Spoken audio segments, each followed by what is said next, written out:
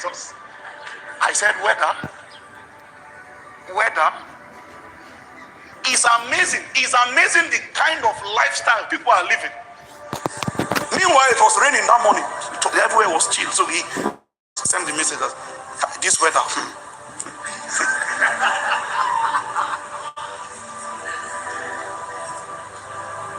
The children among us have no idea what we're talking about. The matter is over their head. Do you realize? Look at me. Look, stay with me. Do you realize that most of the people who are currently held bound by the chain of immorality, they are those who have opened the door to that act before.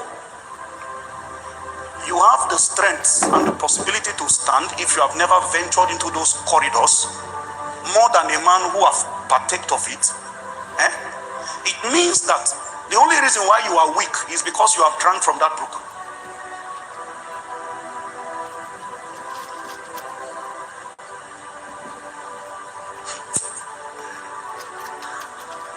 Stolen waters are sweet.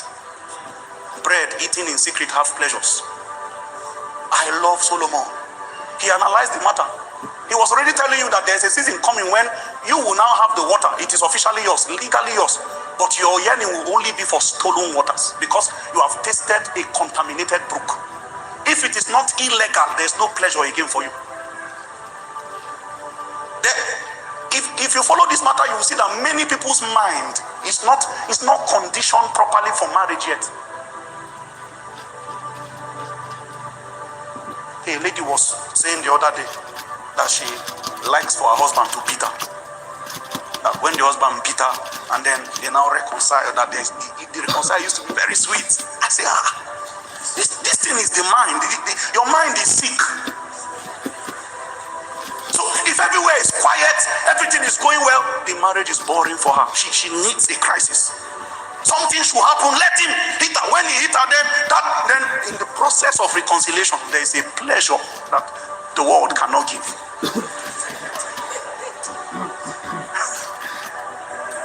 You don't know where Satan keeps men in captivity, bound there. A woman called me and said I should pray for her son.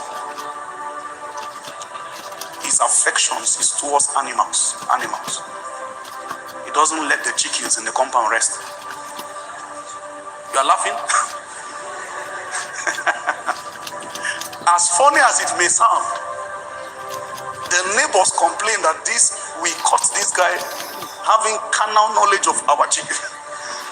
Listen. The neighbor was raising the chicken for meat. This guy raped the chicken. Now the neighbor cannot remove that thought from his mind. I cannot eat this meat that this person has defied. So he was seeking compensation. Please just give me money and carry the chicken as your family.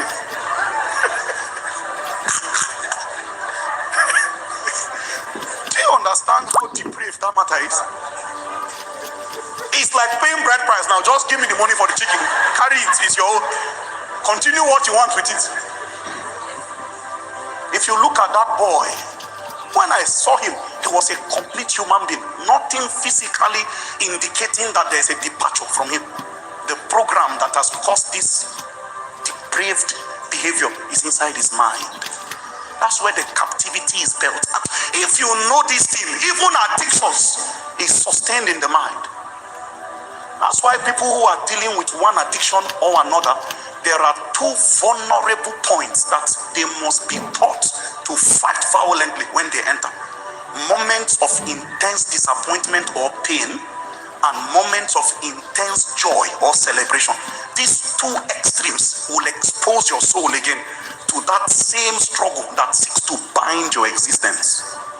If you don't know these things, in the moment where something happens and it keeps your soul at a low place, battle is knocking on your door. There is warfare in that energy space where you are low spirited. It is because of this the patriarchs always maintain that posture of joy, whether things are going well or not. You will see David talking to himself.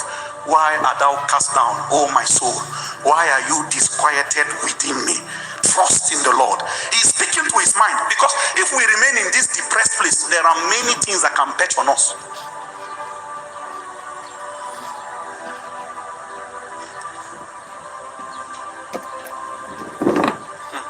Jesus. You are the treasure of my heart and of my soul.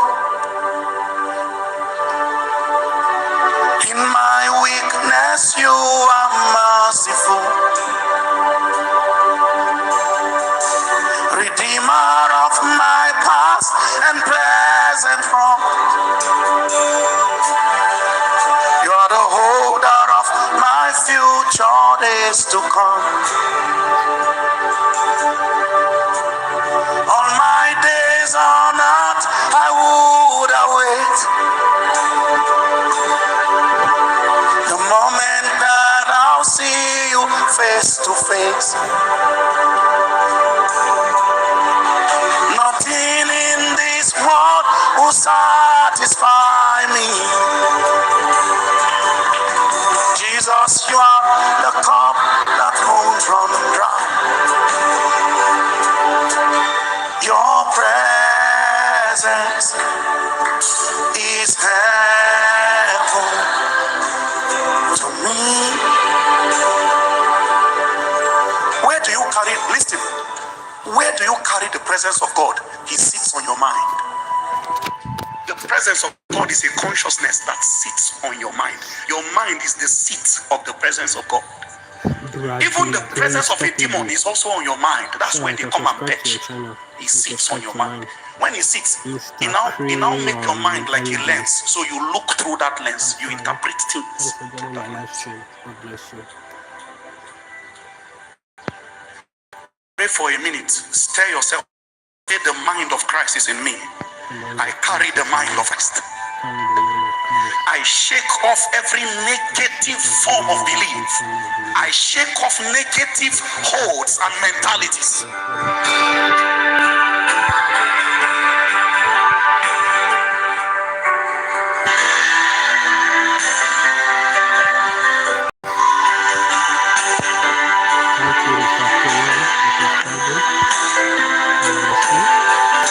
Listen, for many of us, we do not realize what we've been talking about is a warfare that is waged around your soul.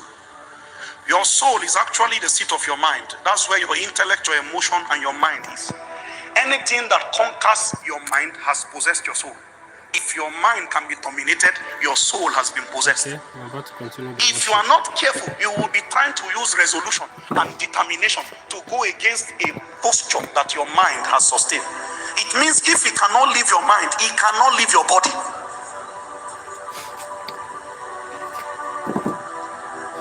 If he cannot enter your mind, it also cannot enter your body.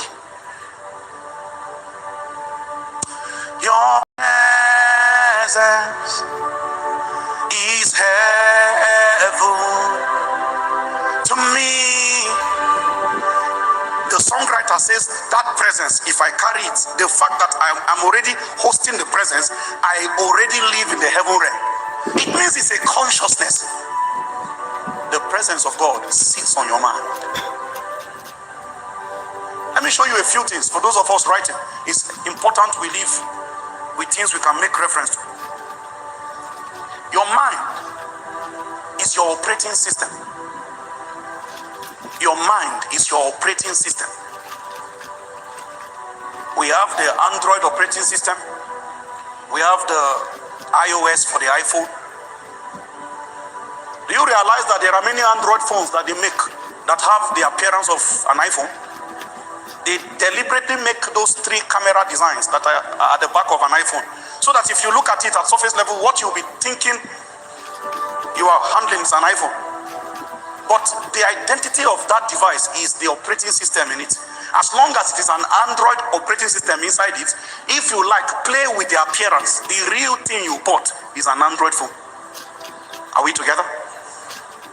So it means externalities cannot command help for you in a matter where the internal posture that your mind has sustained has not been adjusted. Why do we bother teaching men dress code, length of skirt? length of trouser, size of gown. These things are supposed to be organic. There is a consciousness of a spirit that sits on you. It will teach you modesty naturally. Nobody need to tell you what an indecent dress is. You should know. The proof that your mind is depraved is that you now need externalities to conform you to the demand of God. These things must come from within. When the mind is compromised, anything goes. Anything goes.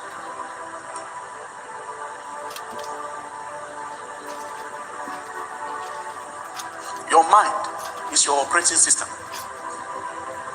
Your operating system is the set of codes of laws and information that govern your behavior and your response to situations. Your operating system is the beliefs, the mentality, the ideologies, the set of codes and information that governs your response to situation. What is an operating system? An operating system, if you are writing, is a system software that manages a computer's hardware and software, providing a user interface and acting as a bridge between the user and the computer's component. I know I've lost most of you, so I'll try it one more time. And if you don't get it this last time, there's no need, because this is not a computer class. I'm only borrowing this concept to introduce a spiritual mystery. An operating system is a system software that manages a computer's hardware and software resources, providing a user interface and acting as a bridge between the user and the computer's component. That is, for those of you who escaped your computer class, you can see how boring this definition sounds to you. For the sake of orderliness and reference, I will divide my teaching tonight into 3 subheadings. Point number 1, your mind as your operating system. Your mind as your operating system. Your mind as your operating system. The commands that your body obeys are all coming from your mind. The actions that your body executes are all streaming from your mind. The decisions you catch yourself making are all being powered from your mind. If you are going to adjust or tilt anything to change the narrative of how the course of your life is going, your mind must be where the work will happen first. In Proverbs chapter 23, verse 7. Proverbs 23 and in verse 7. The Bible says, for as he thinketh in his heart, so is he. That the same way his heart posture is, that is exactly how his life, his behavior, and his attitude will become. You will never act different from the state of your mind. Your eye can look, but it is your mind that sees. Your eye can look at all the impulses of light, but what you are looking at is interpreted by your mind. It's your mind that gives interpretation to what your eye is looking at. So I take it again. Your eye can look, but it is your mind that sees. Thank you so much. You will see the reality of the matter I'm sharing with you by the different consciousness that people sustain. Success. God bless you. You see how our father left his phone there? Just past 2. If a thief is sitting by that second row now, the thief will start being very, very restless. He'll be restless. Just now he will tap Abel and say, please, can you tell our daddy to carry his phone, so that you know how people cannot trust it. The reason why the thief is talking about the capacity of people to steal is because it is a consciousness that is powered from his own being. He is a thief, so he knows what he can do. We don't see things as they are. We see things as we are.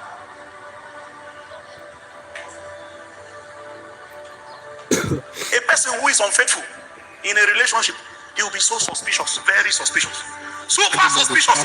Why he's behaving this way is because he believes that people are like him. Everybody tries to mirror